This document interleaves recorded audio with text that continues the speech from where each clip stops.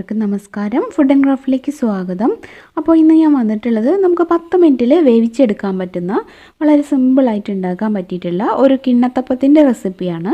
അപ്പോൾ നമ്മളിത് വറുത്ത അരിപ്പൊടി വെച്ചിട്ടാണ് ഉണ്ടാക്കുന്നത്. അപ്പോൾ നമുക്ക് ഈവനിങ് ടൈമിലൊക്കെ പെട്ടെന്ന് ഉണ്ടാക്കിയെടുക്കാൻ പറ്റുന്നതാണ്. അപ്പോൾ എല്ലാവരും വീഡിയോ കണ്ടു നോക്കുക, എന്നിട്ട് ട്രൈ ചെയ്ത് നോക്കണേ. അപ്പോൾ സിമ്പിളായിട്ടുള്ള ഈ ഒരു കിണ്ണത്തപ്പം എങ്ങനെയാണ് ചെയ്യുന്നതെന്ന് നോക്കാം.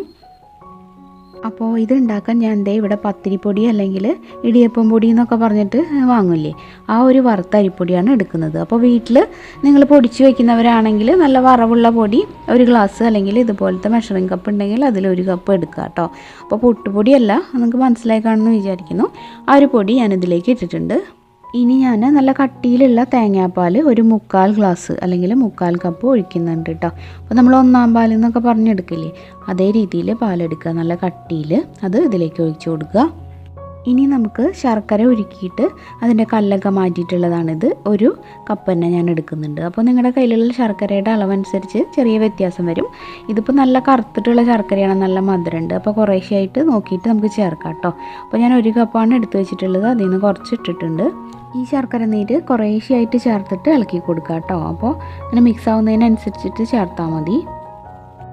ഇനി നമുക്ക് ഇതിലേക്ക് ഏലക്കായയുടെ പൊടി ചേർത്ത് കൊടുക്കാം കേട്ടോ. അപ്പോൾ നിങ്ങൾക്ക് ആ ഒരു സ്മെല്ല് ഇഷ്ടമാണെങ്കിൽ മാത്രം കുറച്ച് ചേർത്ത് കൊടുക്കാം. അതുപോലെ നമുക്കിതിലേക്ക് 1 ടേബിൾ സ്പൂണോളം നെയ്യും കൂടെ ചേർത്ത് കൊടുക്കാം. അപ്പോൾ നല്ലൊരു ഫ്ലേവർ വരും കേട്ടോ. അപ്പോൾ അത് ഇഷ്ടമുള്ളവർ മാത്രം ചേർക്കുക. അപ്പോൾ നമുക്ക് ഇതിലേക്ക് ഒരു 2 പിഞ്ച് ഉപ്പും കൂടെ ചേർക്കാം.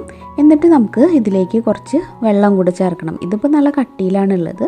അപ്പോൾ വെള്ളത്തിൻ്റെ അളവ് സൂക്ഷിച്ചിട്ടൊക്കെ വേണം ഒഴിക്കാൻ, വല്ലാണ്ട് ലൂസാവരുത്, എന്നാൽ ഒരുവിധം ലൂസും വേണം കേട്ടോ ഈ ഒരു ബാറ്ററിന്. അപ്പോൾ ലാസ്റ്റ് നിങ്ങൾ നോക്കിയാൽ മതി ആ ഒരു കൺസിസ്റ്റൻസി.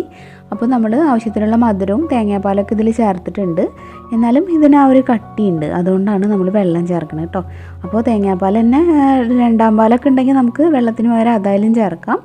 അപ്പോൾ അതൊക്കെ നിങ്ങളുടെ താല്പര്യത്തിനനുസരിച്ച് ചേർക്കുക. എന്തായാലും ഒരു കൺസിസ്റ്റൻസി കറക്റ്റ് ആയാൽ മതി. പിന്നെ മധുരമൊക്കെ നോക്കുക, എന്നിട്ട് മധുരം കുറവുണ്ടെങ്കിൽ കുറച്ചുകൂടി ശർക്കര നീര് ചേർത്ത് കൊടുക്കുക, അല്ലെങ്കിൽ പഞ്ചസാര ചേർക്കുകയോ ചെയ്യാം കേട്ടോ. ഇതിൻ്റെ കട്ടയൊക്കെ പോയി നല്ല സ്മൂത്ത് ആവാൻ ഞാൻ മിക്സിയിൽ ഒരു 2 തിരിച്ചിട്ടുണ്ട്, കണ്ടില്ലേ. അപ്പോൾ നിങ്ങൾ ഈ പൊടികളൊക്കെ ഡയറക്റ്റ് മിക്സിയിലേക്ക് ഇട്ടാലും മതി. അപ്പോൾ പിന്നെ വെറുതെ വേറൊരു പാത്രത്തിലും കൂടി ആക്കണ്ടല്ലോ. ഞാനിപ്പോൾ ഇത് വീഡിയോ ആയതുകൊണ്ട് ഇങ്ങനെ ചെയ്തതാണ്. അപ്പോൾ ഇത് മിക്സിയിൽ അടിച്ചപ്പോൾ കണ്ടോ, നല്ല സ്മൂത്തായി. ഈ ഒരു രീതിയിലാണ് നമ്മുടെ മാവ് വേണ്ടത്. ഇനി ഇതൊന്ന് നന്നായിട്ട് സെറ്റ് ആവാനായിട്ട് 1 മണിക്കൂർ ഒന്ന് അടച്ചു വയ്ക്കുക കേട്ടോ. അതിനുശേഷം നമുക്ക് കിണ്ണത്തപ്പം ഉണ്ടാക്കിയെടുക്കാം. ഇപ്പോൾ മൂടി തുറന്നിട്ട് ഞാൻ നന്നായിട്ട് ഇളക്കുന്നുണ്ട്. അപ്പോൾ നിങ്ങൾക്ക് നന്നായിട്ട് കട്ടി കൂടുതൽ തോന്നുന്നുണ്ടെങ്കിൽ ലേശം വെള്ളം ചേർത്ത് കൊടുത്തൊന്ന് ഇളക്കിയാൽ മതി കേട്ടോ. എന്തായാലും ഈ ഒരു രീതിയിൽ വേണം മാവ് ഉണ്ടാവാൻ.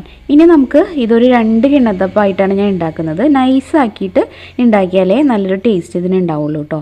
അതുകൊണ്ട് ഞാൻ ഇത് ഒരു നോൺ സ്റ്റിക്കിൻ്റെ പാത്രത്തിലാണ് വേവിച്ചെടുക്കുന്നത്. അപ്പോൾ നിങ്ങൾ സ്റ്റീലിൻ്റെ പാത്രത്തിലാണെങ്കിൽ ഒന്ന് എണ്ണയൊക്കെ തടവിയിട്ട് അല്ലെങ്കിൽ നെയ്യോ എന്തെങ്കിലും തടവിയിട്ട് അതിലേക്ക് ഒഴിക്കുക. ഇതിപ്പോൾ നോൺ സ്റ്റിക്ക് ആയതുകൊണ്ട് അതിൻ്റെ ആവശ്യമില്ല. അപ്പോൾ ഞാൻ ഇതിൻ്റെ മുകളിൽ കുറച്ച് ജീരകം ഒന്ന് ഇട്ട് കൊടുക്കുന്നുണ്ട്. അപ്പോൾ ജീരകത്തിൻ്റെ സ്മെല്ല് ഇഷ്ടമുള്ളതിനനുസരിച്ചിട്ട് ചേർത്താൽ മതി കേട്ടോ. അപ്പോൾ നല്ലൊരു ചെറിയൊരു ജീരകത്തിൻ്റെ സ്മെല്ല് വരുമ്പോൾ നല്ലൊരു ടേസ്റ്റാണേ. അപ്പോൾ അതും കൂടെ ചേർത്തിട്ട് നമുക്ക് ആവിയിൽ വേവിച്ചെടുക്കാം. അപ്പോൾ ഇത് 10 മിനിറ്റിൽ വേവ് കേട്ടോ, നൈസാണല്ലോ. അപ്പോൾ ഇഡ്ഡലി പാത്രത്തിൽ ഞാനിതൊന്ന് വേവിച്ചെടുക്കട്ടെ. അപ്പോൾ ഇതേ നമ്മുടെ ഇഡ്ഡലി പാത്രം നന്നായിട്ട് ചൂടായിട്ടുണ്ട്. ഇനി നമ്മുടെ ഈ ഒരു പാത്രം ഇതിലേക്ക് ഇറക്കിയിട്ട് മൂടി വയ്ക്കാം കേട്ടോ. അപ്പോൾ അതേ നമ്മുടെ കിണ്ണത്തപ്പം റെഡി ആയിട്ടുണ്ട്. ഫുള്ള് ചൂട് മാറിയിട്ടില്ല, ഞാനപ്പോൾ വേഗം എടുത്താണ് കേട്ടോ. കണ്ടോ, നല്ല സോഫ്റ്റാണ്, വായിലിട്ടാൽ അലിഞ്ഞു പോണ പോലത്തെയാണ് കേട്ടോ. നമുക്കതിന് പൊന്തിക്കാൻ തന്നെ പേടിയോ ഇത് പൊട്ടിപ്പോകുമെന്ന് വിചാരിച്ചിട്ട്. അപ്പോൾ കണ്ടില്ലേ, അപ്പോൾ നൈസായിട്ട് ചെയ്യുമ്പോഴാണ് ഈ ഒരു കറക്റ്റ് ടേസ്റ്റ് കിട്ടുക. അപ്പോൾ ഞാൻ ഇത് വെച്ചിട്ട് 2 എണ്ണമാണ് ഉണ്ടാക്കിയത് കേട്ടോ. ഇനി നമുക്കിതൊന്ന് മുറിച്ചിട്ട് നോക്കാം.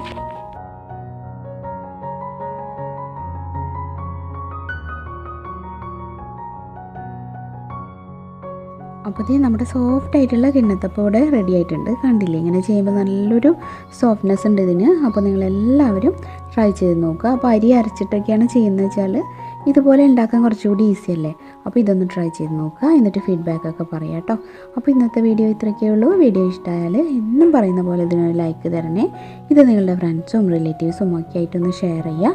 അതുപോലെ പുതുതായിട്ട് ആരെങ്കിലും നമ്മുടെ ചാനൽ ഇപ്പോൾ കാണുന്നുണ്ടെങ്കിൽ ഒന്ന് സബ്സ്ക്രൈബ് ചെയ്തിട്ട് നമ്മുടെ ഫാമിലിയിൽ ജോയിൻ ചെയ്യുക കേട്ടോ. സബ്സ്ക്രൈബ് ചെയ്യുമ്പോൾ ബെല്ലൈക്കൺ ക്ലിക്ക് ചെയ്യാനും ഓൾ എന്നുള്ളൊരു ഓപ്ഷൻ എനേബിൾ ആക്കാനും മറക്കരുത്. അപ്പോൾ ആഴ്ചയിൽ 3 ദിവസം ഈ ഒരു ചാനലിൽ വീഡിയോ അപ്ലോഡ് ചെയ്യാമെന്നാണ് ഞാൻ വിചാരിക്കുന്നത്. അപ്പോൾ എല്ലാവരും കാണാം കേട്ടോ. അപ്പോൾ ഇനി തിങ്കളാഴ്ച കാണാം കേട്ടോ, കൃത്യം 3 മണിക്ക്. താങ്ക്